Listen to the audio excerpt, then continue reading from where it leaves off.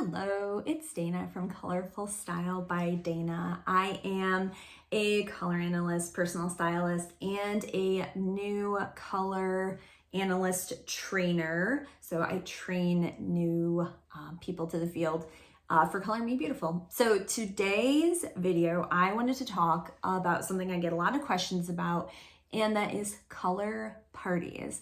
So what do I mean by color parties? A color party is when a group of people, usually women, are together in a setting, usually at their place, and you, the color analyst, are there to do either full draping or mini draping for all the people. And I really want to talk about why you might want to consider this as an additional revenue stream and how is it different than one-on-one clients. My trainees, we do talk a little bit about this, but really that's not the whole point of the color analysis training. So that's why I'm making this video now. And I may make a whole future training about color parties because they are different. So what are the main ways that they are different? Okay. It is a group setting. Number one, you are not working one-on-one with a client. You have to think it is a group. There are group dynamics. You are an outsider coming in. It's a whole different ball game.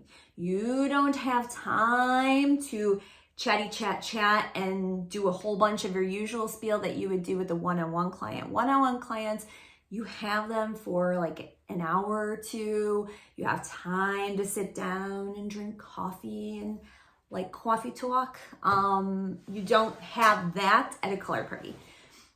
Color parties are not for the faint of heart. It is intense. It is like you're a kid's clown at a birthday party.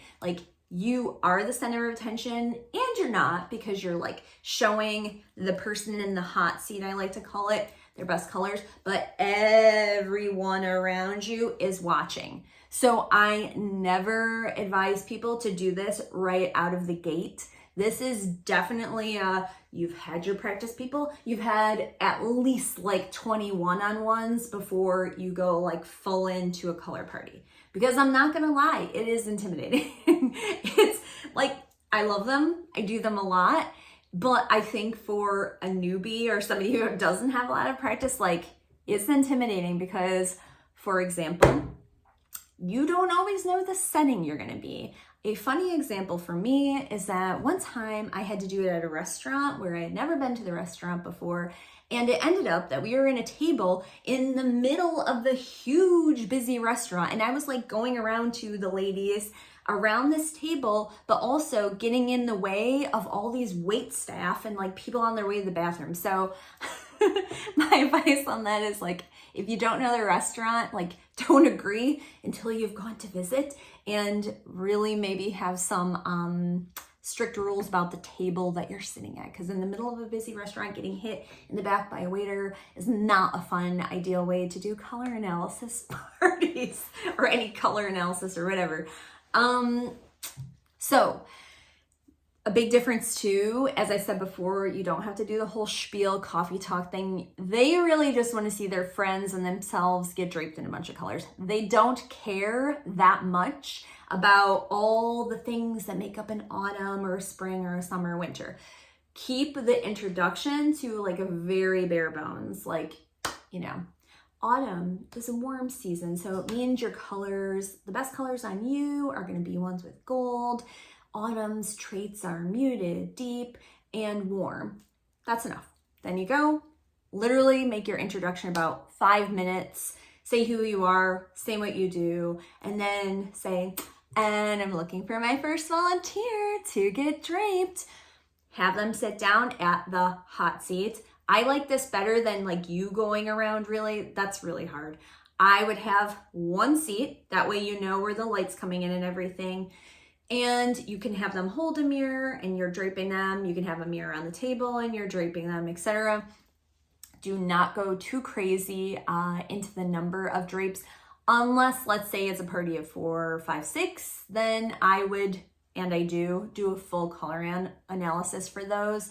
If it's a group of 10, there is no way that everybody wants to sit around for that length of time to do a full hour for everybody. If it's 10 or close to 10, 15 minutes at the most. You're draping with a limited number of drapes, and potentially if you do makeup, you're doing a blush and a lipstick. And then you go to the next person.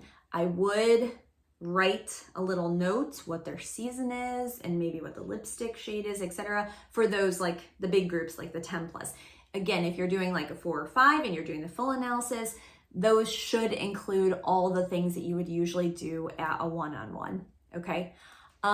So at the very end of everything, I would say like, this was so much fun working with you guys. I'm here for 5 more minutes. If anybody has questions, I'd love to hear, or you can come talk to me one-on-one.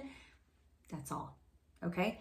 And if it's been like a long time that you've been there and you think that they're sick of you, go quicker.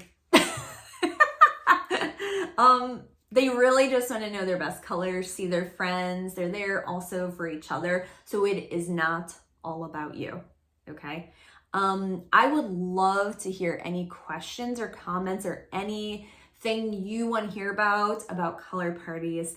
And if you're interested, if you're an aspiring color analysis person, trainee, etc., I'll put some info below, but feel free to reach out and I can send you over my next training dates and information about all that. And if you're somebody who is in my area who wants to come do a color party for them, I would love to chat. I do them all the way from New York City up to Albany and west and eastward to Connecticut and out to those other New York counties like, I can't even think of them right now, but probably to about Binghamton, I would say I would go travel to because I think they are so much fun. But again, for my newbies out here in color analysis world, get your one-on-one practice first. Okay, I think that's it for today. I'll see you next time. Bye.